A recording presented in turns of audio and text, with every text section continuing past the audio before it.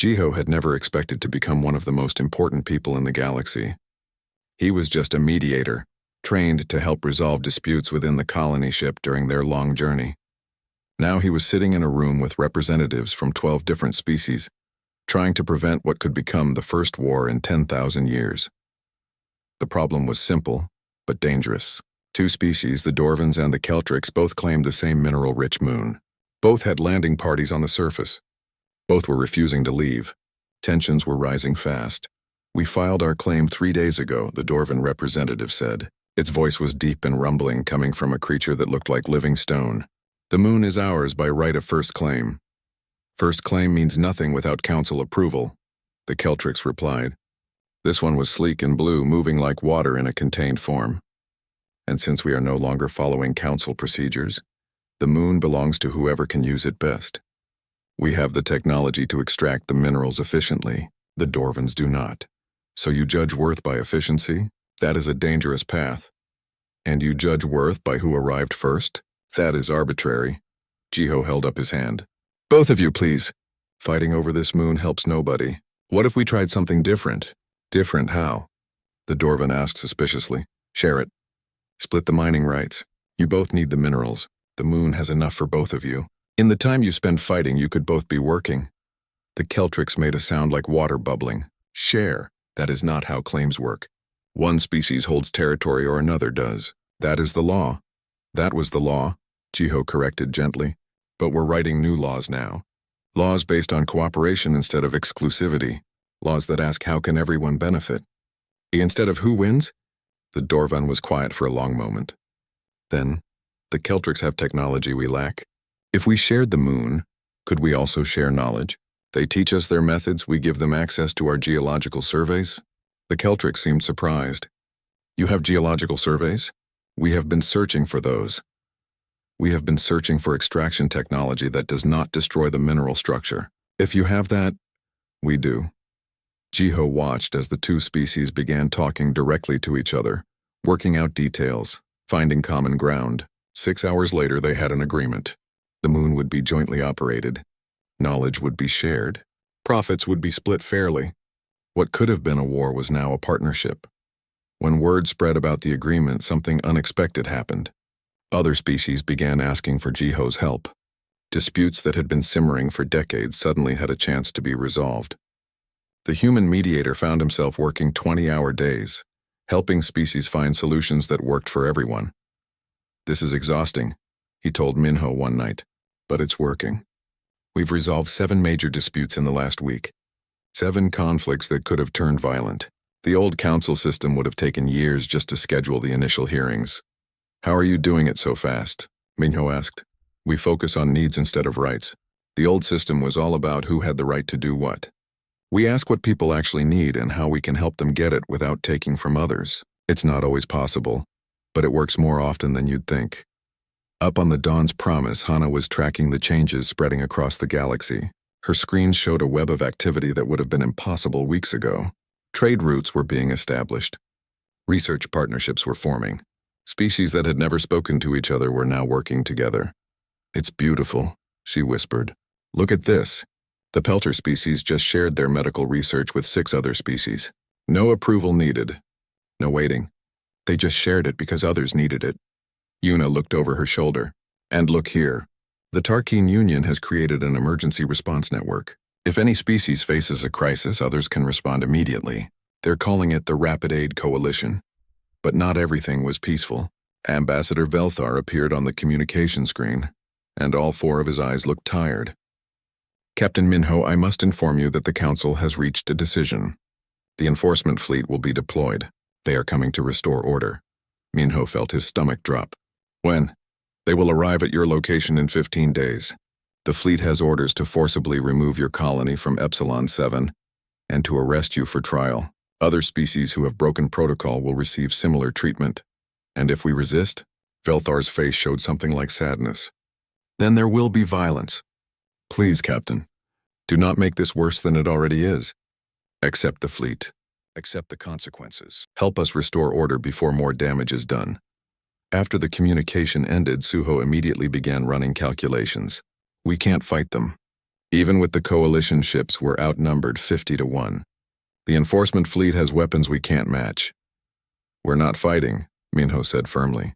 That's exactly what the traditionalists expect. They think we're bringing chaos and war. We prove them wrong by refusing to fight. So we just surrender? Suho looked frustrated. No. We show them what we've built. Chiho, how many disputes have we resolved? 19 major ones. 43 minor ones. All without violence.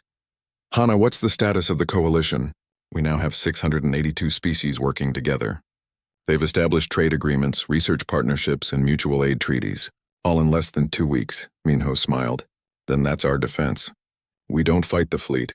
We show them what we've accomplished. We show them that their fear of chaos was unfounded. Over the next 15 days, the coalition worked frantically to demonstrate their new system. They created formal agreements. They established councils for rapid decision-making. They built structures that proved cooperation could be fast and peaceful. Mina, watching from the colony, saw something remarkable. The aliens were learning from humans, but humans were also learning from aliens. The Peltar taught them patience in scientific research. The Vrelians showed them how to consider long-term consequences. The Kryn demonstrated efficiency in resource management. It wasn't humans changing the galaxy. It was everyone changing together. On day 14, Elder Terminus contacted Minho again. Captain, I wanted you to know that there is a split in the Council. Not all of us support the fleet's deployment. Many of us believe you are right. That change is necessary, but we are outvoted by the traditionalists who fear what you represent. What do we represent? Change risk the possibility of failure. For 10,000 years we have lived in certainty. We knew each day would be like the last. We knew there would be no surprises. You brought surprise back into our lives, and it terrifies many of us. But not you. The Elder's patterns glowed warm gold.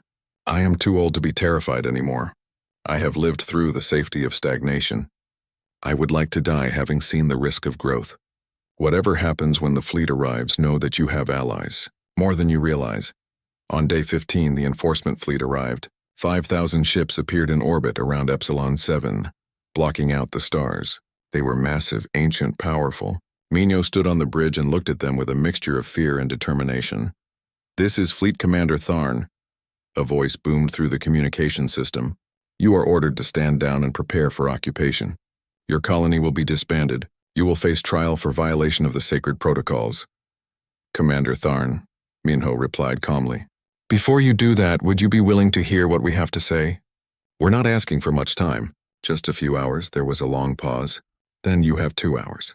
Make it count. Minho looked at his crew. At Jiho with his mediation records. At Hana with her data on cooperation and progress. At Suho, Yuna, Taiho, and Jiwan, all ready to defend what they had built not with weapons but with words. Let's show them, he said. Let's show them what happens when you stop being afraid to live. They transmitted everything.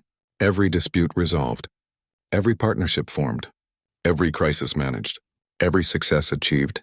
They showed how 682 species had worked together in 2 weeks to accomplish what the Council hadn't managed in centuries. Then they invited the fleet to send observers down to the colonies. Not just Epsilon 7, but the mining operations, the research stations, the new trade hubs. They showed Commander Tharn and his officers what controlled chaos looked like. It wasn't perfect. There were problems, conflicts, disagreements, but they were being handled. Quickly, efficiently, peacefully. As the 2-hour deadline approached, something unexpected happened. Ships from the coalition began arriving. Not to fight, but to stand witness. Species that the enforcement fleet was supposed to be shutting down came to show what they had built. The Dorvans and Keltrix arrived together in a joint mining vessel. The Peltar came with medical supplies they were sharing freely. The Vrelians brought children they had saved with minerals from their disputed planet. 682 species stood together in space, not in defiance, but in demonstration. Commander Tharn's face appeared on the screen one last time. The alien was large, armored, built for war, but its eyes were conflicted. Captain Minho, I was sent here to restore order, to end the chaos you created. But looking at this, I do not see chaos. I see something else. Something I do not have words for. It's called progress, Minho said softly. Mina was 17 years old when she woke up from cryosleep. She had been 12 when they left Earth. Her parents told her she would wake up on a new world in a new home. They had been right, but it was more complicated than anyone had expected. She wandered through the growing colony, amazed at how fast everything had appeared. Buildings stood where there had been empty land just days before. Gardens were already planted. Children were playing in the streets. It looked like a town that had been there for years, not days. Near the edge of the settlement, she found someone sitting alone on a rock. It was Observer Rickson, the small gray alien Tejo had mentioned. The creature was staring at the sky, looking somehow sad. "Are you okay?" Mina asked. Rickson turned, startled. "Oh, hello, small human." "Yes, I am. I am thinking. About what?" "About how much time my people have wasted.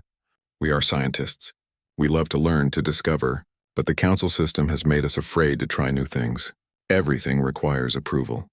Every experiment must be reviewed. By the time we get permission, the question we wanted to answer is no longer relevant." Mina sat down next to the alien. "That sounds frustrating." "It is. But it is also safe. No mistakes, no risks, no failures." Rickson made a sound like a sigh. "Your people are different. You make mistakes all the time. I have been watching. Yesterday, one of your buildings collapsed because the foundation was wrong. But today you fixed it and built it again. You did not wait for approval. You did not form a committee to study the failure. You just fixed it and moved on. Well, yeah. Waiting wouldn't help the building stand up." "Exactly. This is what we have forgotten. That doing something imperfectly is often better than planning something perfectly but never beginning." They sat together in comfortable silence for a while. Then Rickson asked, "Do you think your captain knew this would happen? That breaking the protocols would inspire so many others?" Mina shook her head. "I don't think so. I think he just wanted to save us. But sometimes the right action has bigger effects than you expect." On the Dawn's Promise, Hana was making a disturbing discovery. She had been given access to the Council's historical archives, trying to understand their system better. What she found made her call Minho immediately. "Captain, you need to see this," she said, her voice tight. "I've been reading about the time before the sacred protocols. The wars, the destruction, and it's not what they told us. Yes, there were wars. Terrible wars. But the historical records show something else too. That era had the fastest technological advancement in galactic history. New medicines, new energy sources, new forms of communication. In 500 years, they made more progress than they have in the last 10,000. Minho leaned closer to the screen. "Are you saying the wars caused the advancement?" "No. I'm saying the same thing that caused the wars also caused the advancement. Freedom to act, freedom to try, freedom to fail. They were taking risks, and sometimes those risks led to conflict. But they also led to incredible progress. So the preservers created a system that eliminated the conflicts, but also eliminated the progress. They made everything safe by making everything slow. And slowly, the entire galaxy stopped moving forward." Minho thought about this. "Does the Council know?" "Some of them must. The records are there for anyone to read. But I think most species have forgotten to look. When you live in a system for 10,000 years, you stop questioning whether the system is good. You just assume it is." A new communication came through. It was Elder Terminus again, but this time the old being was smiling. "Captain Minho, I wanted you to know that I have shared something with the Council. Something I should have shared a long time ago." "What is it?" "The truth about our past. The complete truth, not the version we have been telling ourselves. Yes, the old galaxy had wars, but it also had wonder. It had discovery. It had life. We were so traumatized by the violence that we tried to eliminate all risk. In doing so, we eliminated all growth." The Elder's glowing patterns shifted to a warm golden color. "I have proposed something to the Council. I have proposed that we acknowledge our system is broken, that peace without purpose is not peace at all, that your people did not bring chaos. You brought a mirror, and we do not like what we see in it." How did the Council respond? "They are arguing about it. They have been arguing for 3 days now. Some want to censure me for speaking out. Some want to restore order by force. But a growing number, especially among the younger species, are listening. They are asking questions. Dangerous questions. Important questions." After the Elder disconnected, Minho called a meeting. Not just his crew, but representatives from the Coalition of the Free. The meeting room on the Dawn's Promise was crowded with aliens of every imaginable shape and size. The Vrelian leader spoke first. "Captain, we have a problem. The Council traditionalists are mobilizing the enforcement fleet. They plan to use it to restore order. The fleet is massive. 5,000 ships. They could destroy all of our colonies, stop all of our projects. When will they arrive? Suho asked, his military training showing. The fleet needs to be approved for deployment. The debate has been going on for 2 days.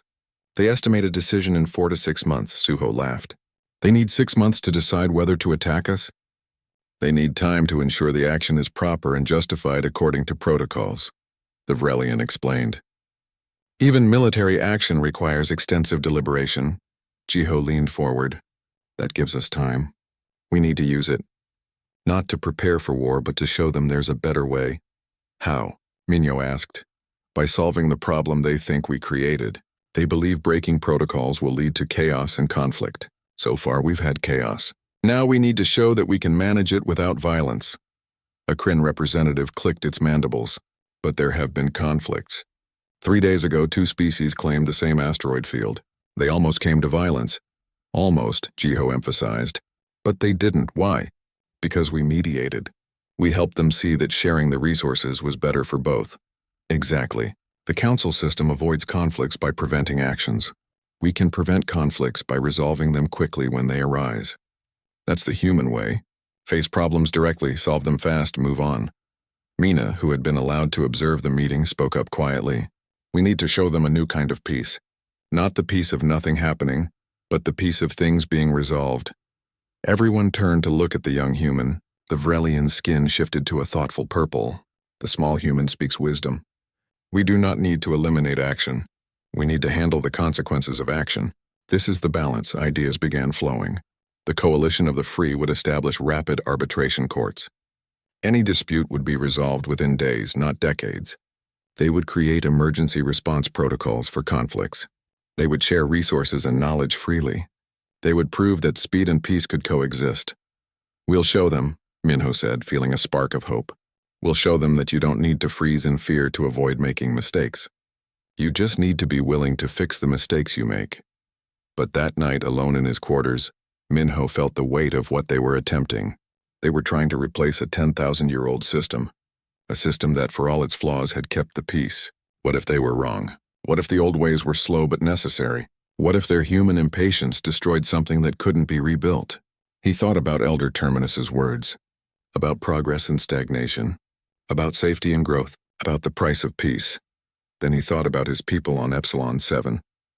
Building homes. Planting gardens. Living. Really living. Not just existing in cryo-sleep. Waiting for permission to start their lives. Maybe they were wrong. Maybe this would all end in disaster. But at least they were trying. At least they were moving forward. And sometimes Minho thought moving forward was the only way to find out if you were going in the right direction. Down on the planet, Mina looked up at the stars. Somewhere out there, an entire galaxy was waking up from a 10,000-year sleep. And just like her waking up from cryo-sleep, it was confusing and scary and wonderful all at once. The galaxy was learning to live again. She just hoped it remembered how before it was too late. Down on the surface of Epsilon 7, Taiho was too busy to worry about galactic politics. As colony administrator, his job was simple: turn an empty planet into a home. The prefabricated buildings went up fast. Within 3 days, they had housing for everyone. A central hub, medical facilities, and the beginning of a farm. Humans build fast, said a voice behind him. Taiho turned to see a small alien standing near the construction site. It had gray skin, large black eyes, and 3 fingers on each hand. I am Observer Rickson from the Pelter species. The council sent me to watch what you do here. Taiho wiped sweat from his forehead. You're welcome to watch. We have nothing to hide. Would you like some water? The small alien accepted the water bottle with curiosity. In my culture, building a settlement takes many years. Much planning. Much discussion. You have accomplished in 3 days what would take us 3 years. We don't have 3 years. We barely had 3 days. Yes, urgency. The council believes urgency is dangerous. But watching you, I wonder if slowness is also dangerous in its own way. Rickson looked at the growing colony with something like wonder. My people have wanted to establish a research station in the Crystal Nebula for 90 years. We submitted our request. We followed every protocol. But the decision keeps getting delayed. Always one more review. One more consideration. Taiho sat down on a crate and gestured for Rickson to join him. Why do you think that is? I used to think it was because the process was careful, thorough. But now I think maybe the process has become more important than the purpose. We are so focused on following the rules that we forget why the rules exist. And why do they exist? Rickson was quiet for a moment. To prevent war. 10,000 years ago, our galaxy nearly destroyed itself. Species fought over resources, territory, pride. Billions died, so the survivors created the sacred protocols. They made everything slow.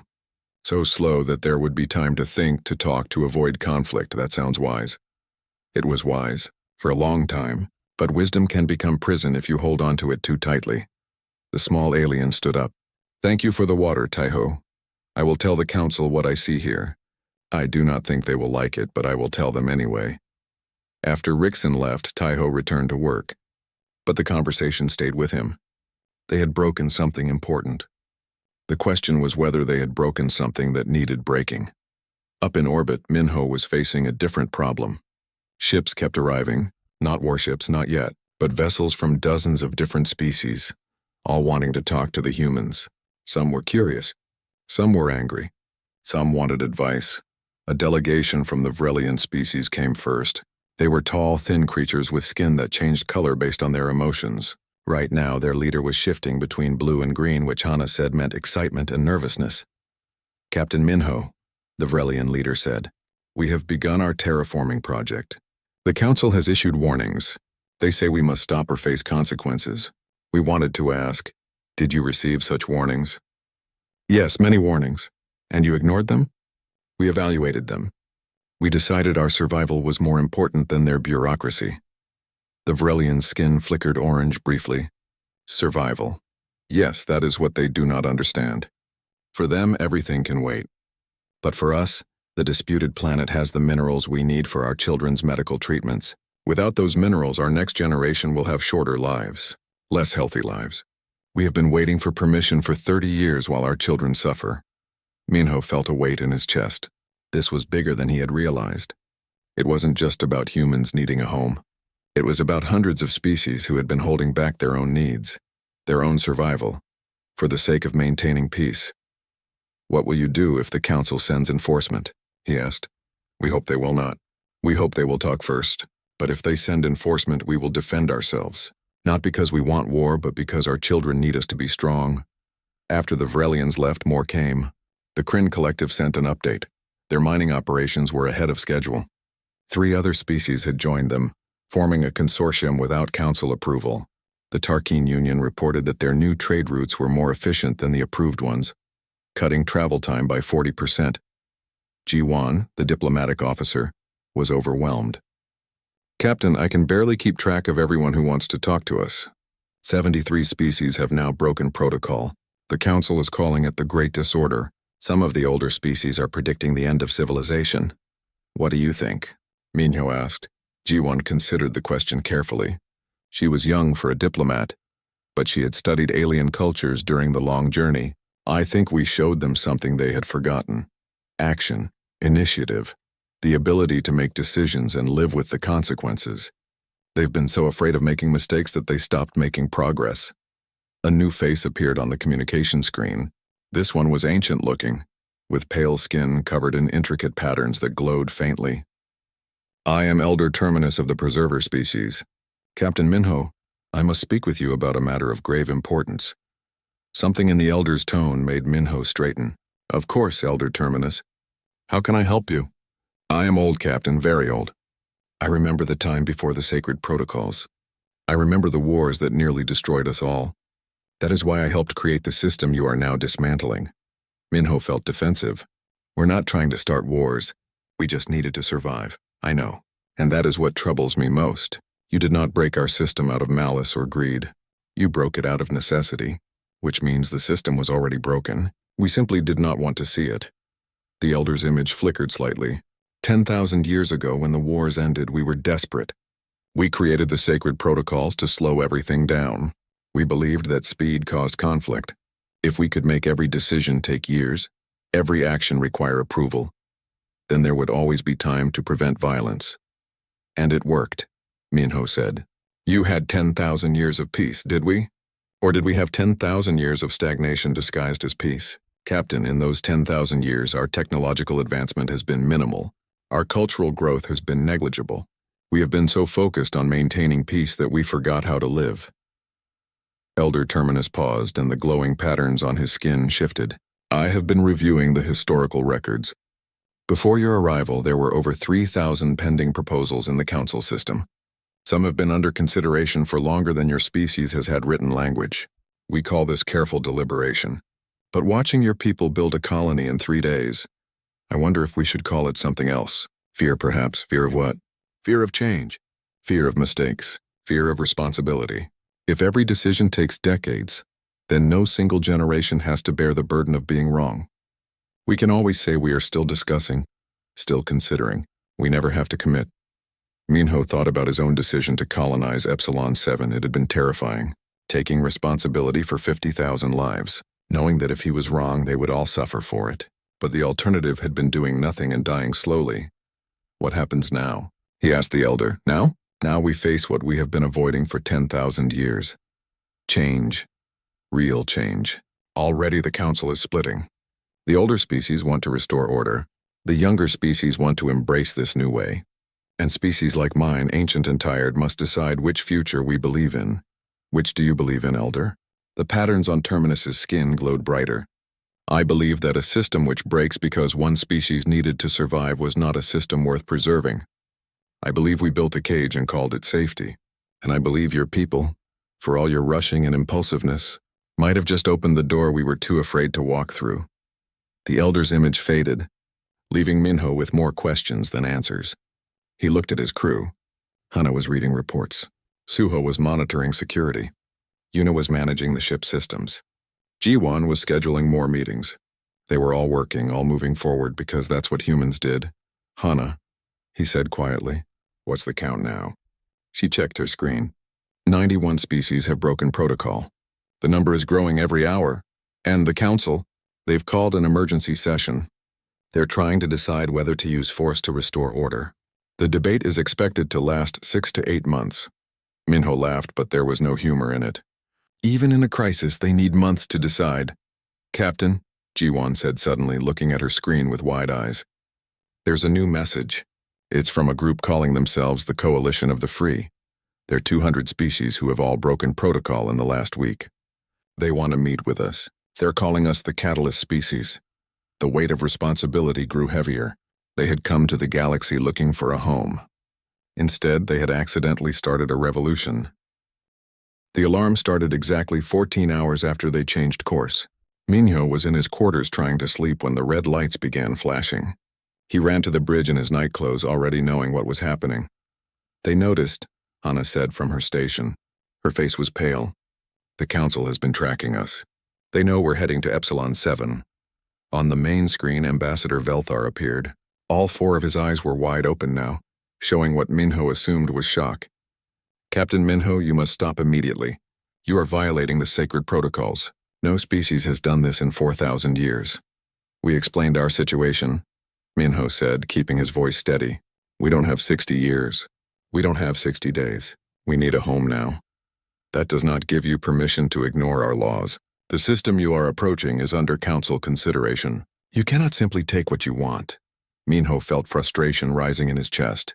Nobody has claimed that planet in 800 years. 800 years of talking. How much longer should we wait? Another 800? Will it still be under consideration when my people are dead? Velthar's small mouth opened and closed several times. You do not understand. The process exists for a reason. If everyone simply took what they wanted, there would be chaos. There would be war. We're not taking anything from anyone. We're settling an empty planet that nobody else wants badly enough to actually claim it. The wanting and the claiming are separate processes. Both require proper consideration. Then consider this, Minho said, leaning toward the screen. We are landing on Epsilon 7 in 2 days. If the council wants to stop us, they can try. But we will not sit here and die because your process is more important than our lives. The screen went dark. Velthar had ended the communication. Suho whistled low. Well, that's done it. They'll have to respond now. How long until they make a decision? Yuna asked. Hana checked her computer. I've been studying their records. The fastest emergency decision in Council history took 11 months. Then we have time, Minho said. Let's use it. The next 2 days passed in a blur of activity. Minho ordered everyone woken from cryosleep. 50,000 colonists stumbled into consciousness, confused and hopeful. When they learned where they were and what was happening, most of them supported the decision. A few were angry, scared of the consequences, but they all agreed on one thing. Dying slowly in space was not an option they would choose. On the morning of the third day, the Dawn's Promise entered orbit around Epsilon 7. The planet was beautiful. Blue oceans covered 70% of the surface. Green continents showed signs of plant life. The air was breathable. The temperature was perfect. It was everything Earth had been before humans nearly destroyed it. Take us down, Minho ordered. The landing craft separated from the main ship in groups of 20. They carried prefabricated buildings, farming equipment, medical supplies, and hope. Lots of hope. Taiho, the colony administrator, was in the first wave. He stood on the surface of Epsilon 7 and breathed real air for the first time in over a century. It's perfect, he whispered into his communicator. Captain, this planet is perfect. Back in orbit, Minho smiled. Then he opened a channel to the Council station. Ambassador Velthar, this is Captain Minho. I wanted to inform you that we have successfully landed on Epsilon 7. We are beginning construction of our colony. We invite the Council to send observers at any time. We have nothing to hide. This time, a different face appeared on the screen. It was a creature with purple scales and multiple arms. This is Counselor Drex of the Quillian species. Captain Minho, you have committed a serious violation. An emergency session has been called. We estimate a decision will be reached in 18 to 24 months. I understand, Minho said. We will be here when you reach that decision. In the meantime, we will be building our home. Drex's scales rippled in what might have been anger. You are very arrogant for such a young species. Do you truly believe you can ignore thousands of years of tradition without consequences? I believe survival is more important than tradition. If that makes us arrogant, then yes, we are arrogant. The screen went dark again. Suho was grinning. You're making a lot of enemies very quickly, Captain. Or friends, Hana said softly. She was looking at her computer screen with wide eyes. Minho, you need to see this. The data she showed him was surprising. Communication traffic across Council space had increased by 300% in the last 6 hours. Species were talking to each other about the humans, about what they had done, about breaking protocol. Are they angry? Minho asked. Some are, but look at this pattern. These are private channels between smaller species. They're not angry. They're interested. Over the next 2 days, something unexpected happened. A ship appeared in orbit. Not a Council ship. This one was different, covered in dark metal with strange markings. Minho prepared for the worst, but the communication that came through was not hostile. Human Captain, this is the Kryn Collective. We wish to speak with you. The creature on the screen looked like an insect with multiple eyes and clicking mandibles. Its voice was translated through a computer, making it sound mechanical. We have been watching your actions with great interest. We have a question. How did you make your decision so quickly? Minho blinked in surprise. We didn't have a choice. We were running out of time. Exactly. You acted because you had to. We have been waiting for 200 years for permission to expand our mining operations in the outer belt. 200 years. The Council says we must be patient. They say rushing leads to conflict. But watching you, we wonder, does waiting lead anywhere at all? What are you asking me? The Kryn's mandibles clicked together rapidly. You have shown us something important. You acted decisively. You apologized if necessary. But you did not wait for permission to survive. Is this the human way? Minho thought carefully before answering. It's not about being human. It's about being alive. Sometimes action is better than patience. Sometimes you have to do what's right and deal with the consequences after. Interesting. Very interesting. Thank you, Human Captain. The Kryn ship left orbit. Hana looked worried. What do you think that was about? I don't know, but I have a feeling we're about to find out. She was right. The next day, the Council communication channels exploded with activity. The Kryn Collective had announced they were expanding their mining operations immediately, with or without permission. They cited the human precedent. If humans could colonize for survival, they could mine for survival. Then the Vrelian species announced they were beginning terraforming on a disputed planet. They said they had waited long enough. Then the Tarkine Union said they were establishing new trade routes without waiting for the 5-year approval process. One by one, species across the galaxy were looking at the humans and asking themselves a question they hadn't asked in 10,000 years. Why are we waiting? Ambassador Velthar appeared on Minho's screen again. This time all 4 of his eyes were filled with what looked like fear. Captain Minho, do you understand what you have done? The entire council system is collapsing. 47 species have broken protocol in the last day alone. You have brought chaos to a peaceful galaxy. Minho felt the weight of those words. 47 species. He had expected anger. He had expected punishment. He had not expected this. We just wanted a home, he said quietly. And now everyone wants something. Everyone is taking. This is how wars begin, Captain. This is what we spent 10,000 years preventing. The screen went dark, leaving Minho alone with his thoughts. Below him on Epsilon 7, his people were building homes and planting crops. They were laughing and crying and living. But above him, in the vast network of council space, something ancient was breaking apart. He had wanted to save his people. Instead, he might have broken the galaxy. The stars looked different when you finally stopped moving. Captain Minho stood on the bridge of the Dawn's Promise and watched the massive space station grow larger on the screen. After 127 years of traveling through the darkness, they had finally reached the edge of council space. Are we really here? Hana asked from her station.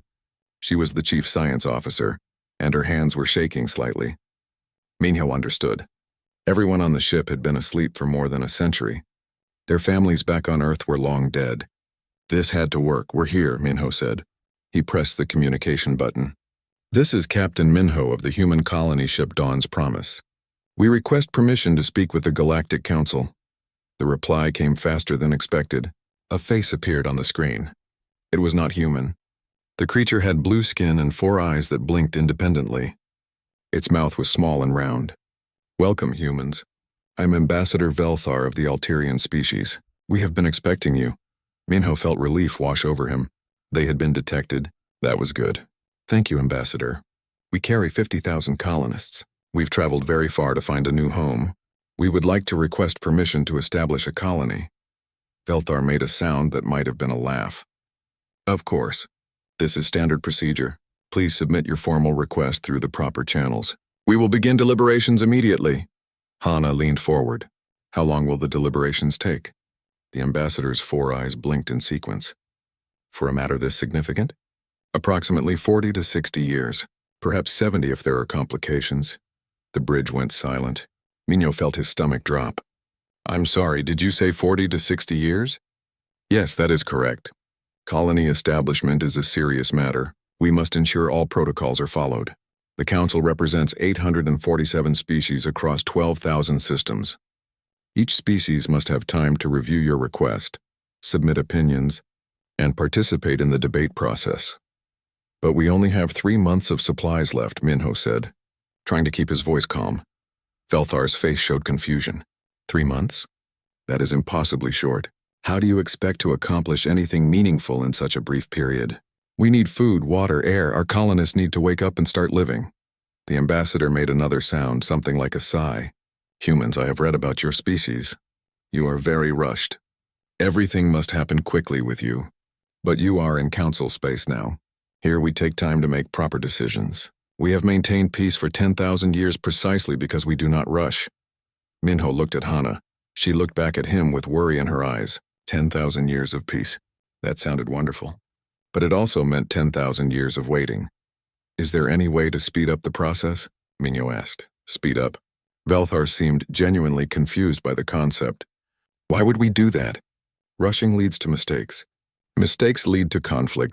We have eliminated conflict by eliminating rush. You will understand this in time, Captain. Patience is the foundation of our civilization. After the communication ended, Minho called a meeting with his senior staff. Suho, the security chief, was angry. Yuna, the ship's engineer, looked worried. Hana was already running calculations on her tablet. 3 months, Hana said. That's all we have. After that, life support starts failing. We can stretch it maybe 2 weeks more if we shut down non-essential systems. What about the planet we found? Yuna asked. System Epsilon 7, it's perfect for colonization. Breathable atmosphere, water, vegetation. It's unclaimed, Minho nodded. I asked about that. Velthar said it's under consideration. For how long? Suho asked. 800 years. Suho slammed his fist on the table. 800 years? And nobody claimed it? They're still debating which species should have priority, Minho explained. Apparently the discussion is very complex. There are cultural considerations, historical precedents, and something called the sacred protocols that must be honored. We're going to die waiting for them to finish a conversation, Suho said flatly. Minho walked to the window and looked out at the stars. Somewhere out there was Earth, the planet they had left behind with the hope of building something new. They had sacrificed everything for this journey, and now they were being told to wait 60 years for permission to survive. What are our options? He asked. Hana spoke carefully. We could try to buy supplies from nearby systems, but we don't have anything they want.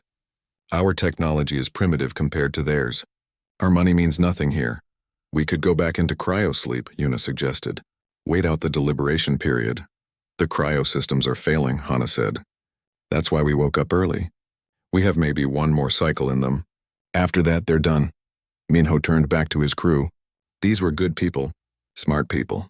They had trusted him to lead them to a new home.